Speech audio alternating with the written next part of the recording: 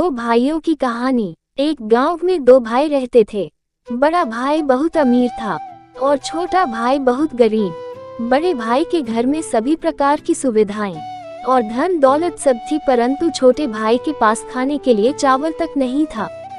बड़े भाई का जीवन बहुत ही सुंदर तरीके से गुजर रहा था, परंतु छोटा भाई बहुत ही दुख कष्ट सहकर अपना गुजारा कर रहा था।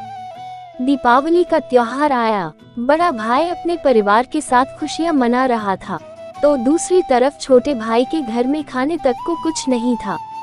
छोटे भाई के बच्चे भूख के मारे रो रहे थे। अपने बच्चों का रोना देखकर छोटे भाई को सहन नहीं हुआ और वह अपने बड़े भाई के घर कुछ अनाज मांगने के लिए चला गया, ताकि उसके बच्चों को भोजन मिल सके। वहां उसने अपने बड़े भाई से कुछ अनाज मांगा, परंतु उसने छोटे भाई का अपमान करके उसे वापस भेज दिया। छोटा भाई बहुत निराश होकर रोते रोते अपने घर को लौट रहा था। तभी उसको रास्ते में एक बूढ़े व्यक्ति ने रोका, जिसके सामने एक लकड़ियों का गट्ठर पड़ा हुआ था। उसने छोटे भाई को सवाल पूछो, बेटा तुम क्यों रो रहे हो? तभी उस छोटे भाई ने अपने बड़े भाई के दुर्व्यवहार के बारे में सब कुछ बताया। तभी उस बूढ़े व्यक्ति ने छोटे भाई को कहा, अगर तुम मेरा यहाँ लकड़ियों का गट्ठर मेरे घर तक पहुँचा दोगे, तो मैं तुम्हें एक ऐसा रास्ता बताऊंगा जिससे कि तुम बहुत अमीर बन जाओगे। छोटा भाई मान गया और उसने लकड़ियों का गट्ठर उठाया और उसे लेकर बूढ़े व्यक्ति के घर पर पहुंचा दिया। पहुंचाने के बाद उस बूढ़े व्यक्ति ने उसे एक मालपुआ दिया और कहा, तुम पास के जंगल में पश्चिमी दिशा में जाओ, वहां तुमको एक गुफा दिखेगा। उस गुफा में घुसने के बाद तुम्हें कुछ बोने लोग मिलेंगे। उन बोनों को मालपुआ बहुत पसंद है, वह मालपुआ के बदले तुम्हें कुछ भी देने को राजी हो जाएंगे। उन्हें मालपुआ के बदले जादुई चक्की मांगना। गरीब भाई ने उस बूढ़े की बात को माना और वह उस गुफा में पहुंचा। वहां उस गरीब भाई ने 3 बोने व्यक्तियों को देखा। उनमें से एक बोने ने उस गरीब भाई को कहा, मैं तुम्हें इस मालपुआ के बदले कुछ भी दे सकता हूँ। तभी उसने जादुई चक्की को उस बोने व्यक्ति से मांगा। जादुई चक्की को देते समय उस बोने व्यक्ति ने कहा, ये जादुई चक्की है, तुम्हें जो भी चाहिए तुम इससे मांग सकते हो। जब भी तुम्हें किसी चीज की जरूरत हो तो चक्की को घुमाना और मांग लेना। जब भी तुम चक्की को बंद करना चाहो, उसके ऊपर एक लाल कपड़ा डाल देना, चक्की बंद हो जाएगी। बोने की बात सुनने के बाद वह गरीब भाई अपने घर लौट आया।